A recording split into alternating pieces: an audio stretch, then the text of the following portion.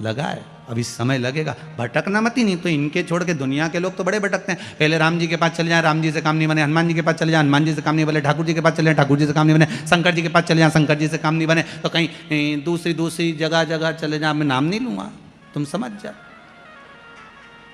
कोई दूसरे धर्म में प्रवेश कर जाते हैं, कोई हिंदू धर्म को छोड़कर दूसरा धर्म अपना लेता है। क्यों?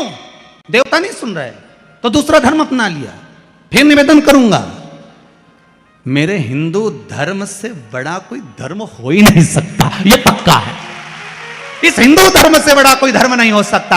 आपको गौरवान्वितता महसूस होना चाहिए, मेरा राम, मेरा कृष्ण। अन्य जगह पर केवल लोग कहते हैं उनके धर्म में एक देवता होता है, हम कहते हैं बफेट का जमाना है इसलिए हमारे 33 कोटि देवता है। तुम्हारी मर्जी पड़े जिसको उठा लो, तुम्हारी मर्जी पड़े जिसको उठाओ। बफेट में जाते हो, कहीं गुलाब जामुन, कहीं छम्मक लड्डू, कहीं पानी पतासा, कहीं दही बड़ा खाते हो, पर जिस भोजन में तुम्हारी रुचि ज्यादा होती है उसकी प्लेट ज्यादा निपटा जाते हो। बोलो सही है की बात है? तुम भी सारे देवताओं के दरवाजे पर जाओ और जिससे तुम्हारी अच्छी पट जाए उसको पटा लो। 33 कोटि देवता में एक है, चाहे राम, कृष्ण, शिव, भवानी, जगदम्बा, दुर्गा, जो तुम्हारे चित्तवृत्ति में आए उसको रिझाओ, उससे लगन लगाओ, उससे दृष्टि मिलाओ और उससे जाकर अपने दिल की बात कहो। जब शंकर से दिल की बात कहोगे, पक्का है वो सुनेगा। हम कई बार कहते हैं, अगर हो सके, कभी कभी होता है कि बहुत तकलीफ है और नहीं हो रहा काम, बहुत दिनों से लगे हो नहीं हो रहा, हरा मूंग ले जाओ।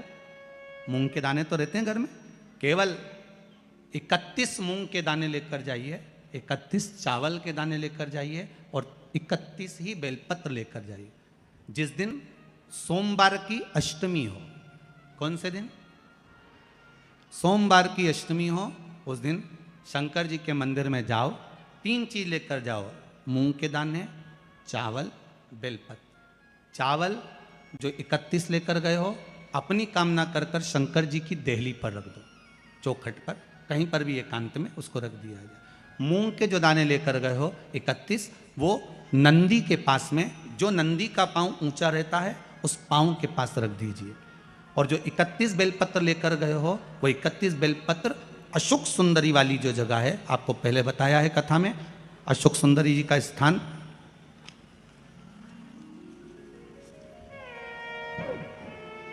ये शिवलिंग, ये जलाधारी जहां से पानी बहता है, उसके बीच में एक मोटी सी लाइन होती है, जो शंकर भगवान की छोटी लड़की अशोक सुंदरी का स्थान है।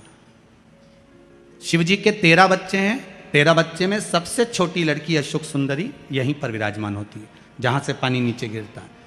प्रत्येक शिवलिंग के सामने एक मोटी सी लाइन होगी, उस मोटी सी जो लाइन है अशोक सुंदरी, वहां पर जो 31 बेलपत्र लेकर गए हो, अपनी कामना कर कर पीला चंदन, लाल चंदन लगाकर उस पर समर्पित करते जाओ। उसकी डंडी जहां से पानी बहता है उस ओर होना चाहिए। आप निवेदन कर कर देखो, एक सोमवार की अष्टमी पर कर कर देखना, दूसरी सोमवार की अष्टमी आएगी, अपने आप आपका काम हो गया होगा। बाबा से निवेदन तो करो, क्यों भटक रहे? भोला सब दुख काटो, शिव शंकर जपूं तेरी माला, भोले बाबा जपूं तेरी माला, भोला सब दुख काटो, ओ भोला सब दुख काटो। आप उससे निवेदन करेंगे, प्राप्त होगा। शिव तत्व में जो सुख है वो सुख कहीं नहीं।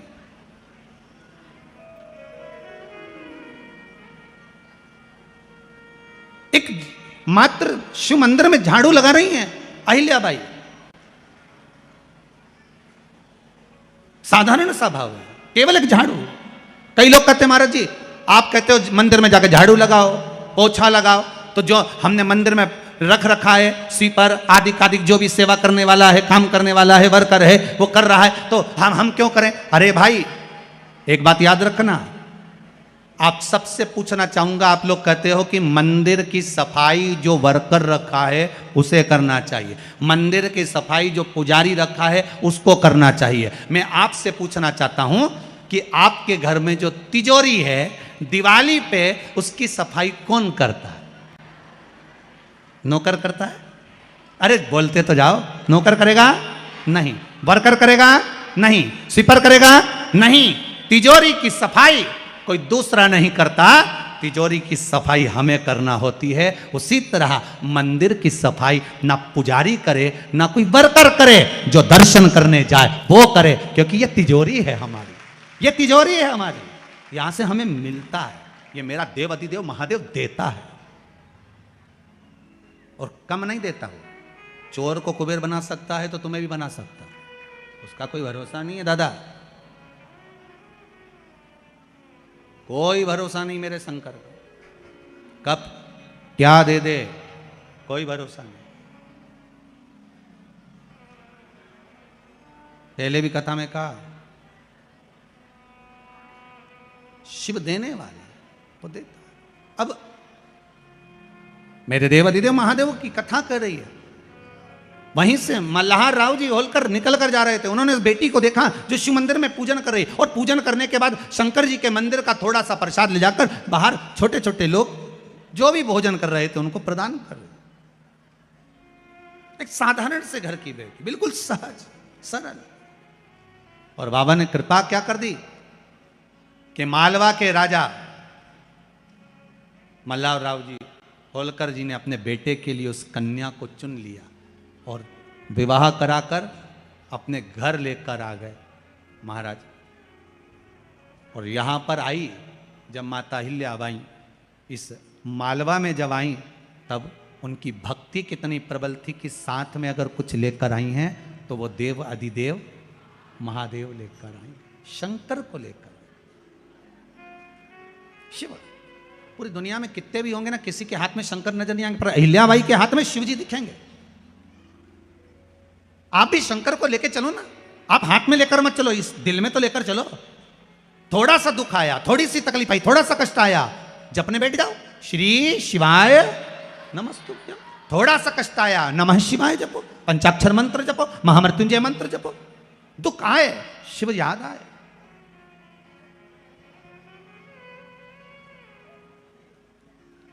जैसे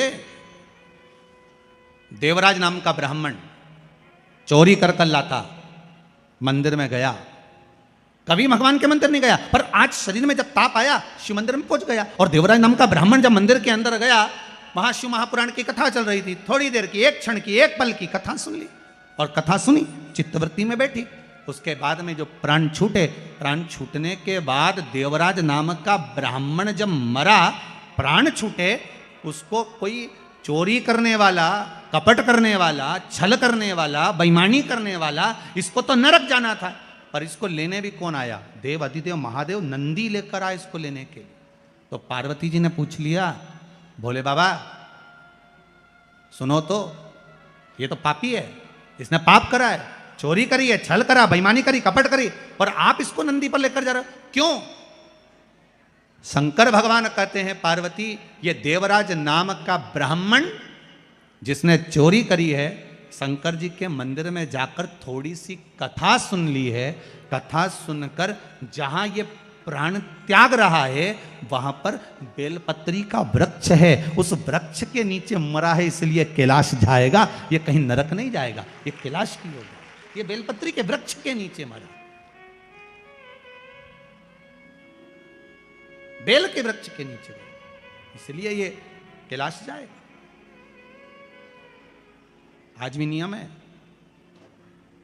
कोई मरता है उसको लेकर जाते हैं, राम नाम सत्य बोलते लेकर जाते हैं, शमशान में जाने पर एक जगह पर उसको विश्राम दिया जाता है।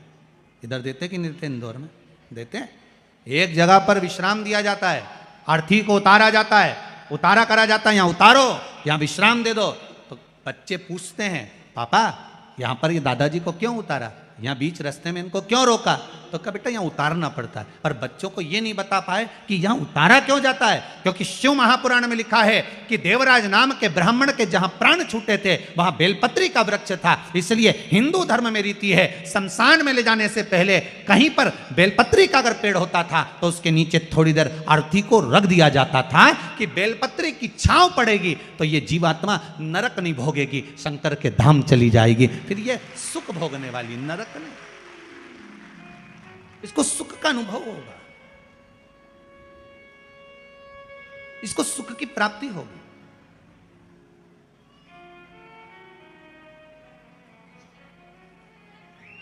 ऐसे कई कई प्रसंग लोगों बच्चों को आज तक नहीं मालूम कि ये होता क्यों। बस उतारा कर दो, बस उतार दो इसको, बस इसको नीचे सुला दो, अर्थी को यहां रख दो। पर क्यों रखते हैं, क्या कारण है अर्थी को रखने का, क्यों विश्राम दिया जाता है, किस लिए दिया जाता है, उसका भान होना चाहिए कि यहां बेलपत्री का वृक्ष होना चाहिए, जिस वृक्ष की छांव में जब अर्थी को रखा जाए तो वो जीवात्मा तर जाए।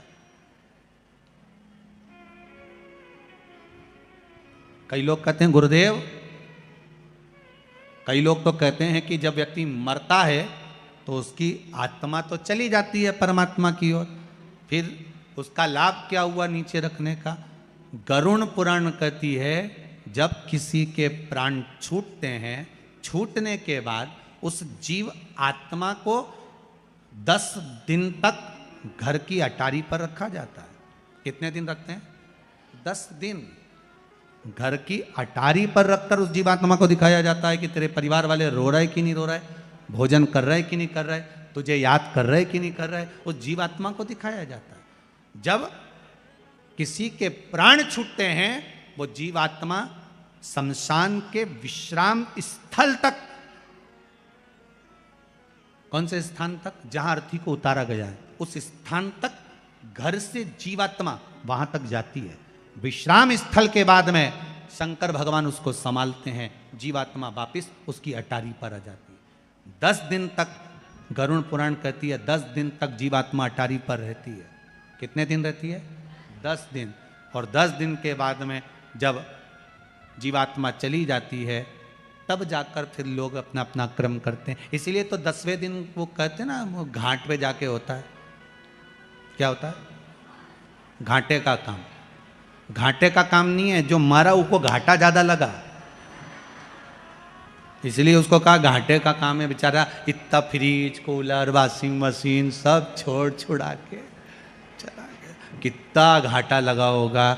उसकी एफडी पूरी पड़ी की पड़ी रह गई, बैंक में जमा की जमा रह गया और वो जीवात्मा चली गई,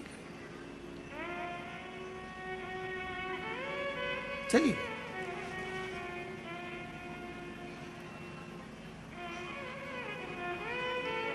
सब पड़ा रह गया, सब दर्द।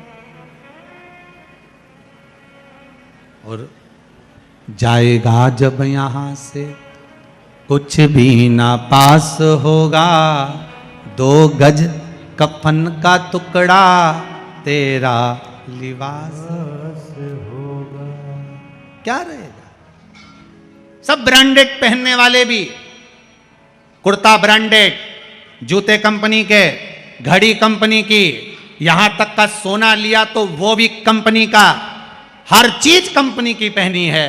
पर आखिरी में जब मरोगे, मरने पर जो कफन पहनाया जाएगा वो कौन सी कंपनी का होगा, लिख के जरूर जाना कागज में कि रेमांड का पहनाना, कि इस कंपनी का पहनाना। नहीं, तुम तो पूरी जिंदगी तो कंपनी कंपनी करो, मरने पर कौन सी कंपनी, वह कंपनी का है। इसलिए फिर निवेदन, अंत समय प्रभु आना। सबको याद है, सबको याद है, गाओ जरा। अंत समय प्रभु वचन दिया तो निभाना पड़ेगा, आए ना आए प्रभु कुटुंब हमारा, आए ना आए प्रभु कुटुंब कबीरा, आपको प्रभु जी आना पड़ेगा, आपको प्रभु जी आना पड़ेगा, अंत समय प्रभु आना पड़ेगा, वचन दिया तो निभाना पड़ेगा। भगवान बस इतनी सी कृपा है। ये पीपल का वृक्ष, ये आंवले का वृक्ष, ये बेलपत्री का वृक्ष, ये वो देव वृक्ष हैं जिनका सुख मनुष्य को प्राप्त हो सके, मनुष्य को प्राप्त हो सके। अब थोड़ा प्रयास तो करो, प्रयास करो। कभी लगे गुरुदेव आज हमारे को बहुत थकान लग रही है, शरीर बेकार लग रहा है, सिर दर्द हो रहा है, शरीर में बेकार बहुत कष्ट उत्पन्न हो रहा है, पीपल के पत्ते की 5 पत्ते पीपल के थाली के अंदर रखो और उस पे भोजन करो शंकर जी का कुंदकेश्वर महादेव का नाम लेकर। कौन से महादेव? एक बार जम के बोलिए कुंदकेश्वर। कुंदकेश्वर महादेव का नाम लेकर भोजन करना प्रारंभ करो। 15 से 20 मिनट लगते हैं, हमारे टेबलेट खाने की जरूरत नहीं पड़ती। सिर दर्द बंद, शरीर कितना भी दुख रहा हो उसमें आराम लगना प्रारंभ हो जाता है। कुंदकेश्वर महादेव का नाम सुख की अनुभूति कराता है, शरीर के रोग को मिटाने के लिए। कुंदकेश्वर शिव का एक एक संबोधन। एक झाड़ू लगाई, पोछा लगाया उस कन्या ने, माता हिल्याबाई ने, और मल्हार राव जी अपने बेटे के लिए पसंद कर लिया और विवाह हो गया। श्री खंडेराव जी के साथ में जब विवाह हुआ, मालवा की महारानी बन गई। और देखिए शंकर साथ में लेकर आई। आपसे भी निवेदन है, मेरे शिव को भूल मत जाना, मेरे शंकर को अपने हृदय में बिठा कर रखा, बिठा कर रखिए।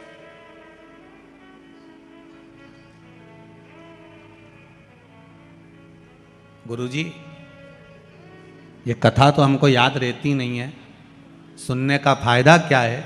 हम कहते हैं 6 महीने पहले जो खाया, 6 महीने पहले जो खाया,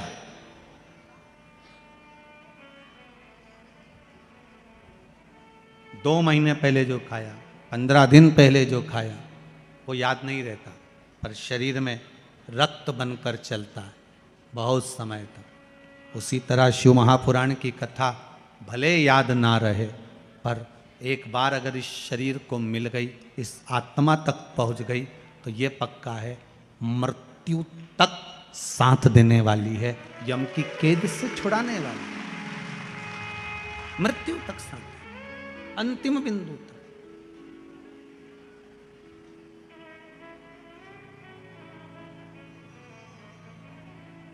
देवराज ब्राह्मण, चोरी करने वाला ब्राह्मण, वो देवराज जो चोरी कर कर धन लाया था। हां होता है, कभी कभी योग संजोग होता है,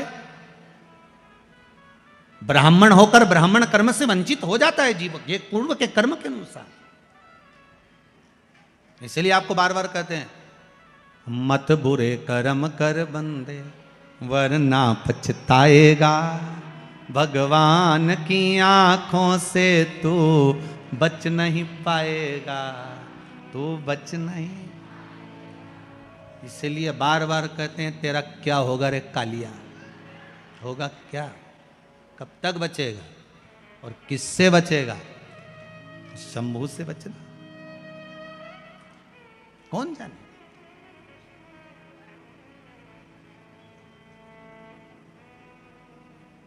क्या मिलता है शिव महापुराण की कथा में जाने से?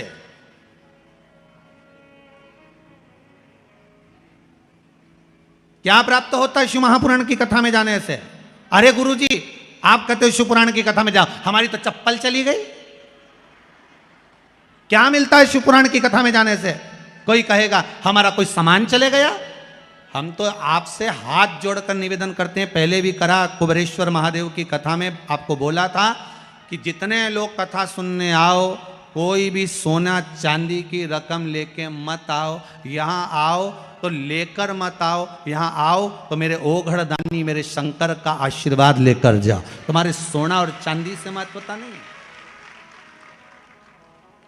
क्या मिलता है शिव पुराण की कथा में जाने से? क्या होगा शंकर की कथा में जाने से? क्या मिलेगा हमें शिव महापुराण की कथा में जाने से? तो जो कहे आपसे कि शिव महापुराण की कथा में जाने से क्या मिलता है, उससे कहना एक बार सुन ले, 3 महीना इंतजार कर ले, 3 महीने की ये तारीख लिख के रख लेना कि शिव महापुराण की कथा, आज कौन सी तारीख है? 30 तारीख को चालू हुई है, 30 नवंबर को। दिसंबर, जनवरी, फरवरी तक इंतजार करना, कामना कर कर बस कथा सुन ले और उसके बाद अपने कार्य में लग जा। फिर भोलेनाथ जी एक बार अगर हाथ पकड़ लिए फिर नहीं छोड़ेगा, ये पक्का है।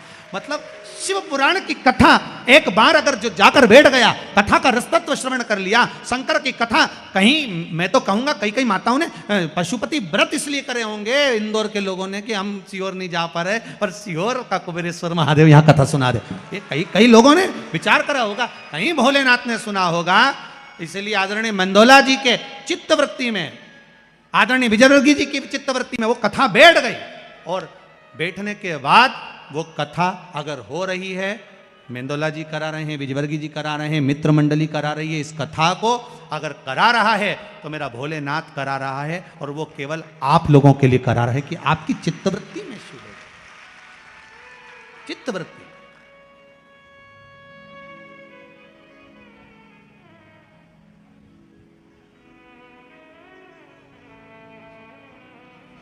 कथा कराने वाला भी कोई साधारण ही है महाराज।